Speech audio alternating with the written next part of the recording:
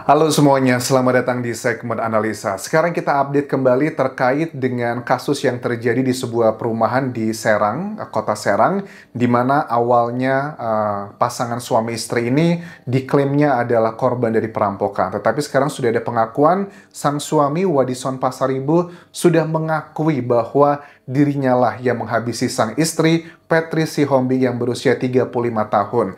Sekarang ini yang kita pengen tahu adalah apakah ini pure memenuhi unsur berencana ataukah spontanitas? Kemungkinan besar ini adalah berencana karena ada beberapa temuan terbaru teman-teman. Misalnya begini, ini kan keterangan dari Ibtu Budi Mulyana, PLH Kasatreskrim Polresta Serang Kota, bahwa kejadiannya itu di tanggal 1 Juni 2025 di hari Minggu. Tetapi ada satu temuan yang mengindikasikan ini sudah berencana adalah di tanggal 31 Mei-nya di hari Sabtu, si pelaku Wadison itu sudah sengaja menyebar kayak dompet, kemudian KTP-nya di luar rumahnya, biar ngebuat framing bahwa, oh ini beneran adalah perampokan. Si perampok kan katanya ngambil dompet tuh kan ya, sama uangnya, jadi kececer dibuang seperti itu. Tapi, kalian juga ingat bahwa ada salah satu keterangan dari keluarga pelaku Lambas Tony yang awal-awal kan memang belum ada, masih curiga bener nggak dia pelakunya, kita pahami ya. Kalau di awal kan dia bilang bahwa ya memang katanya itu adalah pure kayak perampokan doang, dia mengetahui dan ternyata itu kan semuanya adalah rekayasa. Tetapi setelah terjadinya kayak banyak kejanggalan-kejanggalan dari pihak kepolisian menemukan ada banyak keterangan yang nggak sesuai. Akhirnya menurut keluarga pelaku ini bahwa Wadison Pasaribu tuh melakukan pengakuan di hari itu jam setengah 8 malam. Dan ya suka tidak suka dia juga sempat dibawa ke rumah sakit karena mengalami luka-luka lebam dan ternyata itu adalah hasil perbuatannya sendiri. Nah jam setengah 8 malam itu kan ngaku, kemudian pihak keluarga lantas menelpon kepolisian Serang Kota dan langsung dilakukan penjemputan. Pastinya dari pihak penyidik juga nggak serta-merta mempercayai kan ya, dari pengakuan, dicek dulu nih benar atau enggak begitu. Kemudian kita lihat di TikTok ya, ini banyak banget teman-teman yang mention aku di TikTokku di Anjasa Sumara. Silahkan follow TikTokku ini karena banyak yang mereupload videoku di sana. Sebenarnya aku nggak suka sih videoku di-upload orang lain, cuman ya mau gimana lagi, nggak bisa aku kontrol ya. Jadi silakan follow aja akun TikTok yang asli ini teman-teman. Itu ada beberapa hal yang mau aku bahas di sini. Pertama adalah kayak rekaman dari wanita idaman lain dugaannya. Ini kita bahas detail nanti siapakah orang tersebut, kenapa kok netizen TikTok itu mengindikasikan bahwa dia adalah Will-nya dan apa peranan dia dalam kasus ini. Karena kalau memang terbukti ini adalah yang direncanakan, at least itu menurut aku dalam pembunuhan berencana ada 5 peranan. Pelakunya, dalangnya, orang yang membantu, orang yang mengetahui, sama orang yang menutupi.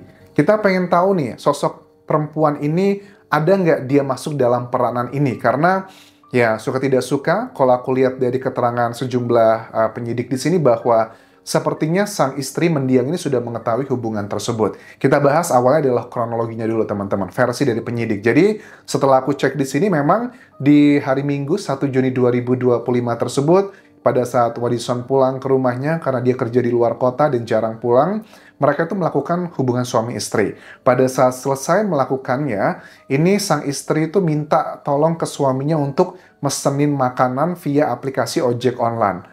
Tetapi Wadison itu menolaknya, nggak mau. Kesannya mungkin karena dia nggak mau ngeluarin uang ya. Kemudian ada kata-kata yang dikeluarkan dari pihak istri mendiang, katanya begini intinya, yang disampaikan dari Ibtu Budi Mulyana. Kamu ini tidak seperti suami lain, kamu hanya mau berhubungan aja.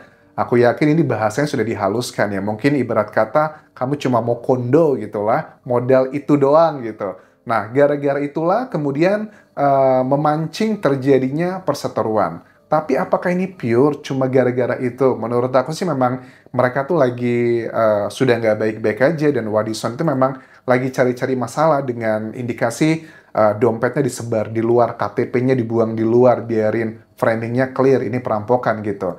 Dan ternyata memang menurut Wadison dan juga Petri, mereka itu sudah tidak baik-baik aja hubungannya, bahkan juga diakui mereka itu Wadison tuh pengen nikah lagi, pengen menceraikan istrinya, cuman secara agama dan juga adat katanya bahwa kalau sudah menikah di budaya mereka itu sudah tidak bisa lagi dipisahkan. Hanya maut yang bisa memisahkan mereka. Makanya ya udah Wadison berusaha menggunakan jalur tersebut. Dan kita ketahui bahwa mereka kan memiliki dua buah hati, plus juga ada sejumlah properti. Mereka juga punya rumah kontrakan di perumahan di situ juga. Yang ini mengindikasikan bahwa Wadison itu begitu kejam ya. Dia udah nggak cinta lagi sama istrinya. Dia pengen dapat hartanya, pengen dapat hak asuhnya. Jadi ibarat kata tuh kayak habis manis sepah dibuang. Jelas, perempuan manapun atau bahkan laki-laki pun tidak sudi diperlakukan seperti itu. Tetapi ini menjadi indikasi bahwa Petri Sihombing mendiang ini sudah mengetahui sebenarnya terkait dengan hubungan terlarang antara Wadison dengan perempuan lain tersebut. Karena ada salah satu statement kan juga dibilang begini, disampaikan dari penyidik bahwa ternyata Wadison itu juga yang membuat dia sakit hati katanya, kamu itu tidak seperti suami lain, kamu hanya mau berhubungan aja, kamu uangnya habis cuma buat wanita itu doang kan, nggak buat aku, begitu. Akhirnya terjadi percekcokan dan itu menjadi pemantiknya. Terus juga motifnya memang sudah clear adalah itu, dan kita coba dengarkan keterangan dari PLH Kasat Reskrim Polresta Serang Kota, Ibtu Budi Mulyana, yang masih mencari tahu apakah ada peranan yang lain. Ada beberapa kejanggalan yang menurut aku ada peranan-peranan yang diduga dilakukan oleh orang lain, apakah termasuk salah satunya adalah wanita idaman lain tersebut. Peranannya apa dia? Apakah dia sebagai provokator, dalangnya, atau tidak ada peranan sama sekali? Perempuan, adanya perempuan lain yang ingin dinikahi oleh pelaku. Namun dalam hari itu pemicu sehingga mereka ada pertengkaran itu karena ada percakapan dari antara korban dengan pelaku ini setelah mereka melakukan hubungan badan. Di situ ada kata-kata yang membuat sakit hati pelaku. Oke, kata-kata yang membuatnya sakit hati itu menurut aku cuma menjadi alasan doang ya. Memang udah direncanakan sebenarnya. Nah, ini adalah sosok perempuan yang banyak kalian mention ke TikTokku di Dian Jasasmara. Aku tidak mau menyebutkan namanya karena takutnya atas azas praduga tak bersalah ya teman-teman ya. Cuman yang bisa aku gambarkan adalah begini. Ini banyak sekali netizen yang sudah komentar ke akun ini dengan kata-kata bentuk jam tangannya sama seperti di FB-nya ini. Ada jam tangan yang serupa seperti dipakai si pelaku. Dari gambar ini adalah menunjukkan video ya dengan lagu romantis. Supirnya pria, dia adalah yang wanita sebagai penumpangnya, pegangan tangan dengan logo lambang dua agama, lambang salib dan juga lambang bintang dan bulan. Kemudian dengan inisialnya WDSN. Nah, WDSN ini apakah Wadison, Pasaribu, atau seperti apa? Foto-fotonya sudah banyak sekali, bukan cuma sekali dia membuat inisial WDSN, tetapi dia membuat inisial WDSN tuh ada di beberapa videonya. Dan di video perempuan ini, dugaannya yang menjadi wanita idaman lain, kadang dia pakai jilbab, kadang tidak pakai jilbab. Tetapi pada umumnya, kalau perempuan pakai jilbab kan memang di Indonesia itu identik dengan muslim kan ya. Ya aku ngomongnya Indonesia, kalau konteksnya di negara lain juga ada agama-agama lain juga yang pakai kerudung. Tetapi ini konteksnya di Indonesia, kemungkinan besar dia adalah muslim. Nah mungkinkah karena perbedaan agama tersebutlah yang ngebuat hubungan mereka itu tidak lancar? Apakah Wadison mau login atau seperti apa? I don't know. Ini adalah cerita yang sedang didalami. Dari pihak kepolisian juga mengatakan ada beberapa saksi yang diperiksa dan terus didalami. Salah satunya adalah saksi dugaannya wanita yang menjadi kekasihnya Wadison ini. Sudah berapa lama berhubungan? Nanti akan dicek dari alat buktinya apakah kamu cuman sebagai orang yang pasif, yang cuman menjadi wanita idaman lainnya Wadison, ataukah kamu berperan dalam peristiwa ini? Kan kita ketahui Wadison ini profesinya adalah sebagai marketing di sebuah koperasi untuk kayak simpan pinjam seperti itu. Perbankan nggak sih kalau koperasi itu? Kayaknya di bawah bank kan ya. Nah, itu kan dia jarang pulang ke rumahnya, dan dia juga sudah memiliki hubungan dengan perempuan tersebut sudah cukup lama. Sang istri sudah mengetahuinya. Tetapi yang uniknya adalah, kan dikatakan di sini dari pihak keluarga ataupun penyidik, ternyata memang dikatakan mereka ini sempat melakukan hubungan suami istri sebelum akhirnya terjadi peristiwa tersebut. Apa yang terjadi? Ini unik loh secara psikologi sebagai seorang pria gitu ya. Kalau dia memang sudah nggak cinta lagi dengan Petri, sang mendiang istrinya, tapi kenapa masih mau gitu, begituan gitu loh. Ini kan ngebuat kita bertanya-tanya, kayaknya Wadison ini punya luar biasa ya. Dia dengan wanita idaman lainnya masih begitu, udah janji mau menikahi, ternyata juga dengan istrinya masih begitu, tapi juga tega untuk melakukan hal seperti itu.